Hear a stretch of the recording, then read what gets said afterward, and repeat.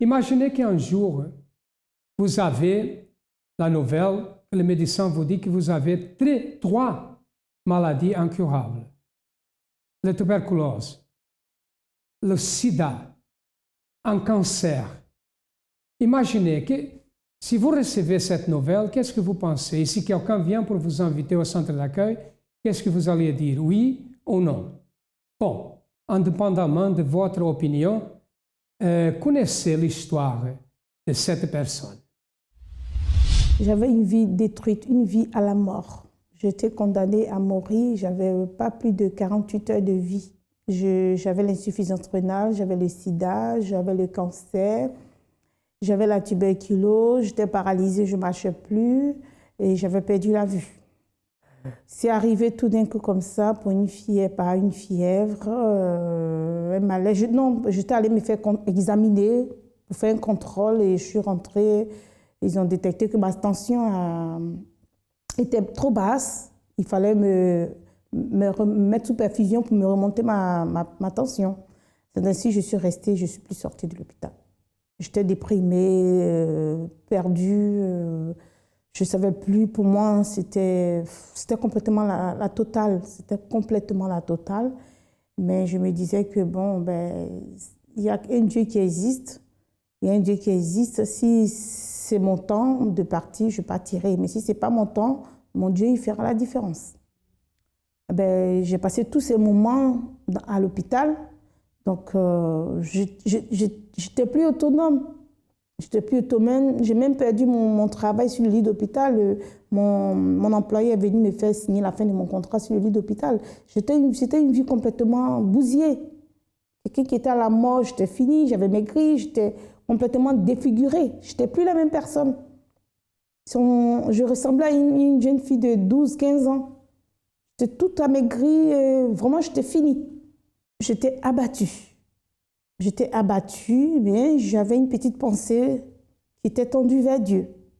J'étais vraiment abattue, je me disais que ma situation dans laquelle j'étais, il n'y avait que Dieu qui pouvait la changer. Sinon, la médecine avait dit qu'il n'y avait plus de solution. Ils avaient, à un moment donné, ils avaient arrêté les soins. Mais je ne comprends pas, je n'avais pas compris. Je me demandais, on ne m'avait pas expliqué qu'on avait arrêté les soins parce que je suis restée 2 jours sans soins. Or, c'était les 2 jours de ma mort. C'est parce qu'ils avaient vu qu'il n'y avait plus de solution qu'ils ont arrêté les soins. Et moi, je n'ai pas compris pourquoi ils ont arrêté. C'est quand les 48 heures sont passées qu'ils ont repris les soins. Donc, je ne comprenais pas, je n'avais plus de passage de médecin dans ma chambre, rien. J'étais aux soins palliatifs, c'était complètement la totale. Le moment le plus difficile, vous savez, j'ai laissé mon fils en Côte d'Ivoire depuis qu'il avait 3 ans et demi. Un enfant qui grandit, qui ne voit pas sa mère, ni son père. Il n'a jamais connu son père, donc je me disais, je suis la seule personne qui lui restait. Et si je devais partir, ce serait un chaos total pour sa vie. Parce que, à cause de mes problèmes de santé, mon fils s'est lancé dans la drogue. Vous voyez, tous mes problèmes que j'ai eu de santé, voilà ce que ça a causé. Ça s'est répercuté sur l'envie de mon fils. Mon fils était rentré dans le vice de la drogue, on ne m'avait pas dit, personne ne savait qu'il était dans le vice de la drogue. Pourquoi? Parce que pour lui, si sa mère meurt, il préfère mourir, il n'a plus rien à faire, il n'y a pas de Dieu. Pourtant, il allait à l'église, il a tout arrêté, il partait à l'église, mais il n'était pas là-bas. Il avait une autre vie dehors. Il avait une autre vie qui était la drogue, il n'allait plus à l'école et tout. Et ça, personne ne savait, personne ne l'a su, moi je ne le savais pas non plus. Tout ce que je savais, c'est que mon fils me pleurait au téléphone, c'est tout. C'était ça le moment le plus difficile de ma vie. Une maman qui est en train de partir, un fils aussi qui part parce que sa mère part. Qu'est-ce qu'il y a de plus douloureux que ça au monde? 2 personnes en train de dérouter mon fils, il ne mourrait pas. Mais pour moi, c'était sa nouvelle vie qui menait, c'était plus que la mort. Pour lui, sa mère, le départ de sa mère, c'était conséquence de lui aussi son départ. Du coup, voilà, il s'est trouvé dans cette situation. Lucille a reçu cette nouvelle. Elle avait la tuberculose, le cancer et le sida. Et elle n'a plus sorti de l'hôpital. Les médecins ont coupé les médicaments et après ils ont dit qu'elle pouvait retourner à la maison parce qu'il n'avait pas de solution dans sa vie. Elle a perdu son travail, son fils est tombé dans la drogue. Et à l'hôpital, un groupe d'évangélisation l'a donné une revue. Il l'a invité à venir au centre d'accueil. Nous allons savoir qu'est-ce qui s'est passé. J'ai repris connaissance du centre d'accueil sur le lit d'hôpital. Et on me faisait venir, le groupe d'hôpitaux allait me chercher à l'hôpital pour me ramener au centre d'accueil pour faire les chaînes de prière pour la santé d'abord tous les mardis, ensuite tous les vendredis et après les dimanches. Et je faisais mardi, vendredi, dimanche, tout le temps que j'étais à l'hôpital. Et quand je suis arrivée, je suis tombée sur la campagne d'Israël qui devait commencer dans 2 semaines. Et moi, tout de suite, je me suis lancée. Mon état d'esprit, c'était ça ou rien. Je cherchais des solutions.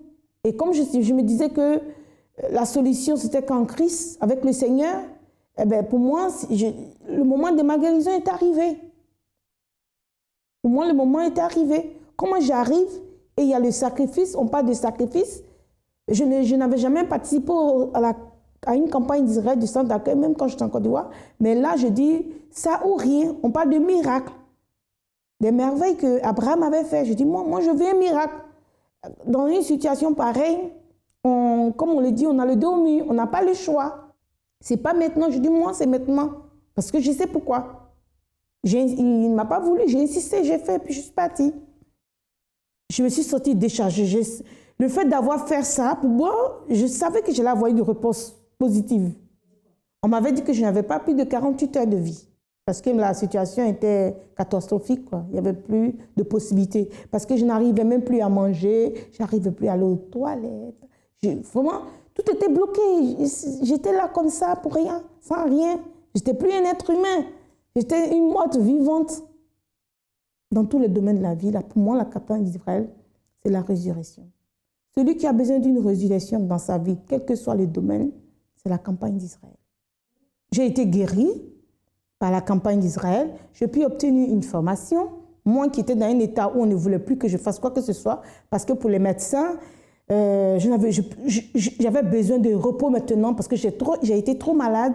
Je devais rester chez moi et puis à ne rien faire, à recevoir les aides. Ils mettaient tout en place pour que je puisse recevoir. Parce que j'avais des infirmiers, j'avais des kinés, j'avais des femmes de ménage, j'avais des femmes qui faisaient le repas. J'avais tout un service chez moi à la maison. Je ne faisais rien et il y avait tout un personnel qui s'occupait de moi. Attends, je dis non, je suis une femme de Dieu, je ne peux pas continuer, je dois reprendre ma vie en main. Aujourd'hui, plus de dialyse, plus de chimio, plus de sida. Je ne voyais rien de chez rien. Mais grâce à Dieu, aujourd'hui, je me déplace toute seule, je fais toutes mes activités, je fais à manger chez moi. J'ai retrouvé ma vie quotidienne. Mon fils, aujourd'hui, il a été délivré de la drogue. Il a été délivré de la drogue par rapport aux chaînes de prière, les mères en prière. Parce que après la guérison, quand je suis allée en Côte d'Ivoire pour le voir, mon fils était méconnaissable. Mais il y a une force en moi qui a fait que l'enfant, il n'a pas eu le courage de me dire ce qu'il avait, mais il a pleuré, il m'a dit qu'il ne recommençait plus. Je ne savais pas quoi, mais j'ai trouvé bizarre. Mais je suis venue ici, j'ai déterminé, j'ai continué à prier. Les chaînes de prière, les mères en prière, tous les mercredis, je ne manque pas les prières, je suis toujours présente, je détermine pour mon fils. Et Dieu a opéré le miracle. Mon fils a confessé lui-même, personne ne savait. Il a avoué lui-même qu'il était dans le vice de la drogue et que vraiment, il ne va plus le faire.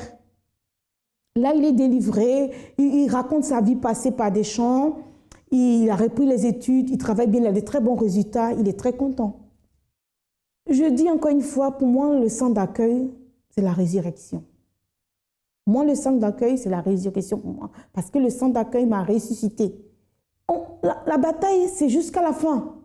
Donc moi, franchement, j'exhorte tous ceux qui ne connaissent pas le centre d'accueil à venir, voir, essayer. Je ne sais pas la situation qu'ils traversent, je ne sais pas les difficultés qu'ils ont, mais une chose est sûre, c'est que Dieu a un plan pour eux. Qu'ils viennent au centre d'accueil sans réfléchir et ils verront la gloire de Dieu.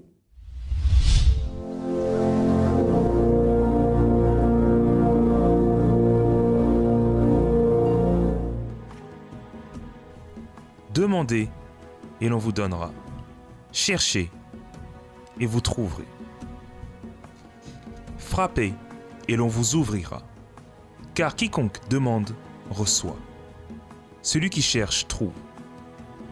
Et l'on ouvre à celui qui frappe.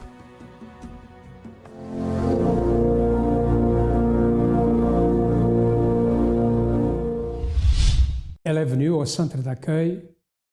Son objectif, c'est avoir un miracle dans sa vie. Elle a trouvé ce miracle, a été guérie de toutes les maladies, ce que la médecine n'a pas pu faire. Sa foi agressive, parce que la foi doit être agressive dans le bon sens. La foi exige que nous avançons contre l'ennemi. Dans ce cas-là, cet ennemi était les maladies qui allaient le tuer. Elle était condamnée à la mort.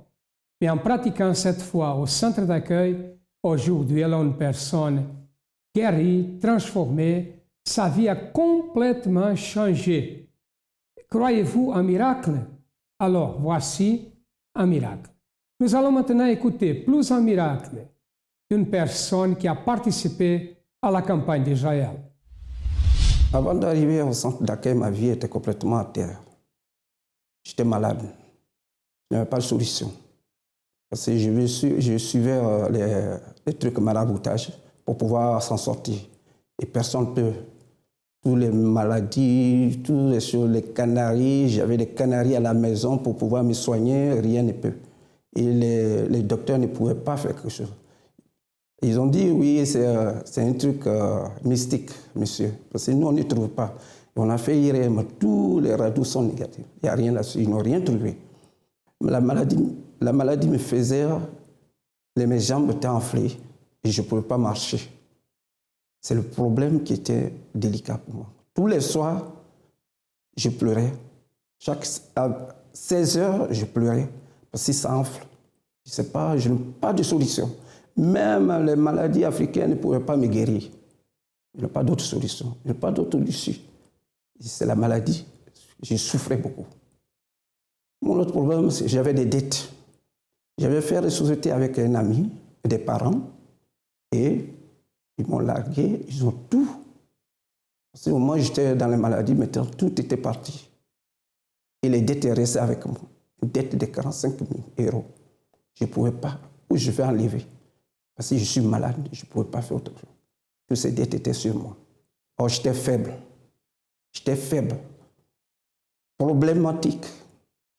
Je ne sais pas où je peux mettre la tête. Alors, j'étais une personne nerveuse, dépression, et ça restait un peu, je devais boire tout.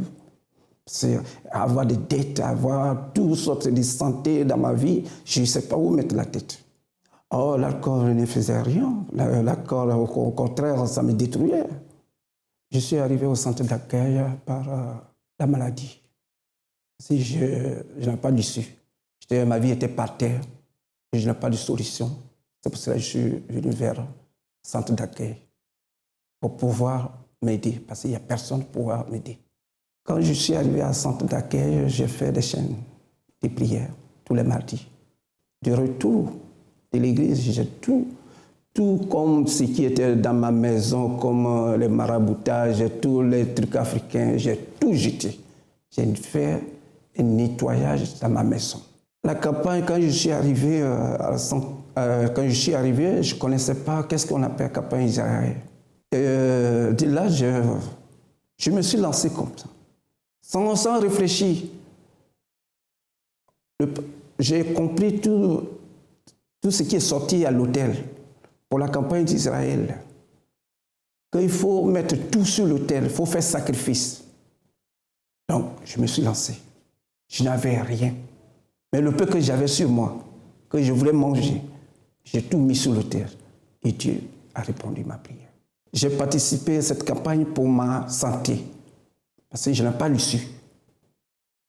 Et c'est cette campagne qui a fait aujourd'hui je suis guéri. J'ai participé à d'autres campagnes. Parce que les autres campagnes, j'ai participé pour ma vie financière et pour la famille et pour toute ma vie. J'ai participé au temps de campagne d'Israël parce que la campagne d'Israël est le plus court chemin pour voir la gloire de Dieu dans la vie d'un chrétien. Aujourd'hui, ma vie est bien aujourd'hui. Parce qu'avec la campagne d'Israël, toute ma vie est bien. Je n'ai plus de problème de santé. Je n'ai plus de problème de dette. Ma vie financière est bien. Mon travail est bien. J'ai eu des avancements dans mon travail. Aujourd'hui, je suis bien avec ma famille. Ce qui s'est passé, c'est mon sacrifice qui a fait aujourd'hui que je ne bois plus, je ne fais plus tout ce que je faisais. Aujourd'hui, ma vie, tout est effacé, tout ce qui n'allait pas dans ma vie, aujourd'hui, tout est effacé. Ma vie, ma santé, mon couple, on est tranquille aujourd'hui, on est guéri, on est bien. Par la campagne d'Israël. Parce que c'est cette campagne d'Israël qui nous a fait aujourd'hui que notre vie, la maladie est complètement effacée, partie. Même mon docteur me demandait comment tu as fait. Même j'avais les tensions, tout ça, il n'y a rien maintenant. Les dettes, Trésor public m'a envoyé les documents. 0. Je ne dois plus. Je ne dois plus les impôts à l'État. C'est fini. Tout est effacé par la campagne d'Israël. Aujourd'hui, je suis bien. Aujourd'hui, elle est délivrée de la drogue, elle est guérie des maladies, et les dettes de 45 000 € ont été effacées, et tout cela parce qu'elle a participé de la foi intelligente au centre d'accueil, la campagne d'Israël. Et votre vie peut changer aussi. Vous avez les adresses qui passent dans votre ordinateur. Vous avez aussi les numéros de téléphone. Nous sommes situés au 254 de rue du Faubourg Saint-Martin, au 10e arrondissement à Paris, notre siège du centre d'accueil. Vous devez choisir le plus proche de vous. Nous sommes ouverts du matin au soir et de lundi à lundi. Et nous sommes là pour vous aider si vous avez besoin de notre aide. Nous avons maintenant écouté plus de témoignages de personnes qui ont trouvé la solution. Vous êtes au centre d'accueil depuis combien de temps? 1 an. 1 an. Quand vous êtes arrivé ici, quel était le problème de santé? Le cancer. Cancer. Oui, Quel mais type de cancer? qui s'est généralisé, un cancer généralisé partout, de l'œsophage jusqu'aux ovaires. Tout le corps, l'estomac, l'intestin. Qu'est-ce que le médecin disait? Il n'y avait pas de...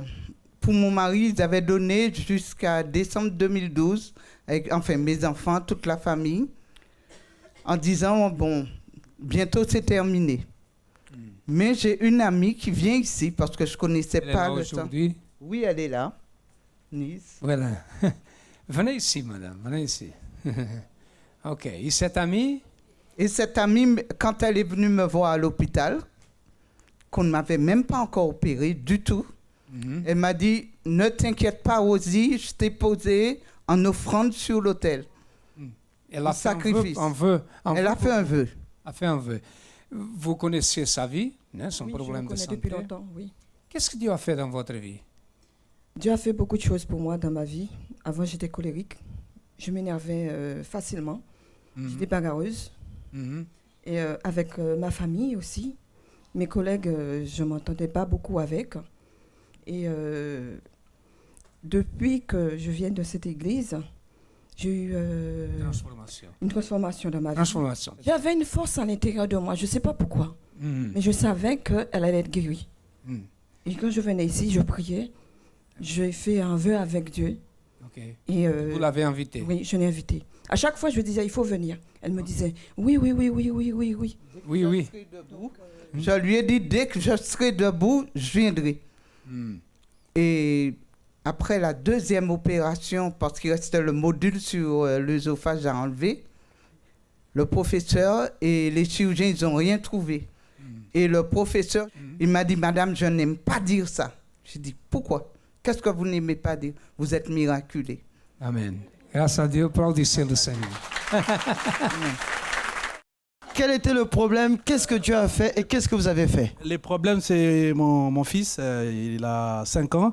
Il avait, ça fait 2 ans qu'il souffre d'une otite séreuse. L'air avait du mal à passer entre ses deux oreilles. Ça a même nécessité la pose d'un yo-yo, une intervention chirurgicale. On a posé le yo-yo pour permettre à l'air de circuler. Mais le problème, l'otite en question, ça séchait d'un côté, il y a eu guérison d'un côté, mais ça persistait de l'autre côté. Et ce jeudi-là, le jeudi de la semaine dernière, après la réunion du mardi, il avait rendez-vous avec son ORL. Alors c'est moi-même qui l'ai accompagné. Et quand on allait chez le spécialiste, quand on prenait l'ascenseur, j'ai pris le manteau, je lui ai appliqué sur les 2 oreilles. Bon, c'est un médecin qui le suit, ça fait à peu près 2 ans, le spécialiste. Et quand le médecin l'a consulté, il a regardé avec l'appareil, il dit, mais c'est de quel côté s'est trouvé le mal, à gauche ou à droite? Même moi, je ne me souviens même pas de quel côté il était le mal. Moi, j'ai dit au hasard comme ça, à gauche. Il a regardé les 2 côtés, il ne voyait rien du tout. Et même les petits n'avaient pas droit à aller à la piscine, mais même quand on les lave, on fait attention pour que l'eau ne puisse pas entrer dans ses oreilles. Et là, l'ORL lui-même a dit que non, il peut faire la piscine, donc il y a guérison, quoi. Il est guéri. Voilà, il est guéri. Mais pour la forme, on ira en octobre jusqu'à qu'il puisse constater, parce que quand il va commencer à faire froid, juste pour contrôler, quoi. Sinon, lui-même a attesté qu'il y a guérison, donc s'il a droit à la piscine, c'est que c'est bon. Ouais. Que Dieu vous bénisse. Bonsoir, madame. Bonsoir. Qu'est-ce que Dieu a fait? Dieu a fait un miracle. Donc, j'avais très mal au cou. Et c'est ma première fois de venir le mardi passé. Donc, j'ai pris la moto, j'ai mis sur mon cou.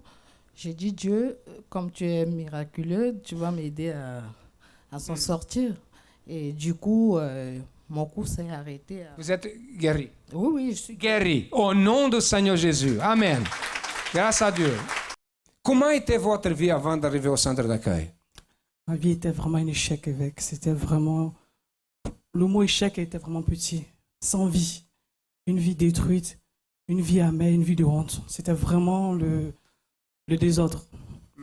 Et à tel point que j'en pouvais plus, je suis retourné en Côte d'Ivoire parce que étant en Côte d'Ivoire, j'avais une affaire. C'est-à-dire, je suis venu en France parce que je voulais avoir une vie meilleure. Mais c'était le contraire de tout. Je ne connaissais pas encore le centre d'accueil. Je ne connaissais pas encore le centre d'accueil, donc je ne pouvais plus. Je suis rentré à Abidjan et c'est là-bas que j'ai connu l'église et je suis revenu en France. À Djamé? À Djamé. Et je suis revenu... 120 logements? Ouais, c'est ça. Et je suis revenu en France et en ce moment-là que ma vie a commencé à prendre vraiment une tournure. Et il y a une personne qui m'a évangélisé. Je suis venu au centre d'accueil sur Paris et j'ai vu vraiment la gloire de Dieu. Je me sentais bien. J'ai commencé à voir le bout du tunnel, mais ce n'était pas ça. C'est en ce moment que j'ai découvert que j'étais malade, que j'étais séropositif. Séropositif. Silence. Elle a découvert qu'elle était séropositive. Vous avez fait un examen? Un examen, j'étais là. Qu'est-ce que le médecin, ou je ne sais pas si c'était le médecin ou l'infirmière, qu'est-ce qu'il vous a dit? Ils ont vu l'examen, j'étais malade, j'avais le sida, donc il fallait prendre les traitements pour que ça ne se développe pas. Et je n'avais jamais accepté, donc du coup j'ai déchiré le papier et je me suis barré, j'ai changé d'adresse pour ne pas qu'on me retrouve. Et quand j'ai connu le centre d'accueil, je suis arrivé en plein ici à travers la campagne d'Israël, j'ai entendu des témoignages que seul le sacrifice pouvait répondre aux grandes choses. J'ai dit Seigneur, peu importe, parce que de toute façon même que j'ai ces diamants, je vais mourir, ça ne sert à rien. J'ai tout vendu et j'ai déposé sur l'autel de Dieu. Qu'est-ce qui s'est passé? Et quand j'ai déposé sur le champ, je ne me suis pas rendu compte que j'étais guéri. Il m'a dit dans 1 semaine, il m'a dit vous allez avoir les résultats. Il dit non, c'est pas possible, j'appelle, il m'a dit non, mais maintenant à côté, il y a un problème. On ne comprend plus rien, vos examens sont revenus négatifs. Même pour être sûr que véritablement vous n'êtes plus malade, on va mener vos examens en institut Pasteur pour confirmer que véritablement le VIH1 et le VIH2 ont disparu dans votre corps. Amen. Grâce à Dieu. Applaudissez le Seigneur. À travers la campagne d'Israël. À travers la campagne d'Israël. Et Dieu ne s'est pas simplement arrêté à me guérir. Aujourd'hui, je suis une femme de Dieu. Il m'annonce même à guérir. Aujourd'hui, j'ai mes papiers parce que parfois, on arrive dans un pays, on se dit on veut les papiers. On fait n'importe quoi. Aujourd'hui, j'ai mes papiers. Aujourd'hui, je travaille. Je suis cuisinière. J'ai un très bon métier. Et ça, c'est le sacrifice qui paye. N'ayez pas peur de sacrifier. Grâce à Dieu. OK. Salutations. Voilà, nous attendons que cette émission puisse vous aider. C'est notre objectif. Comme nous avons déjà dit avant, nous sommes là pour vous aider. Nous vous attendons cherchez le centre d'accueil le plus proche et votre vie changera. À demain et que Dieu vous bénisse à tous abondamment.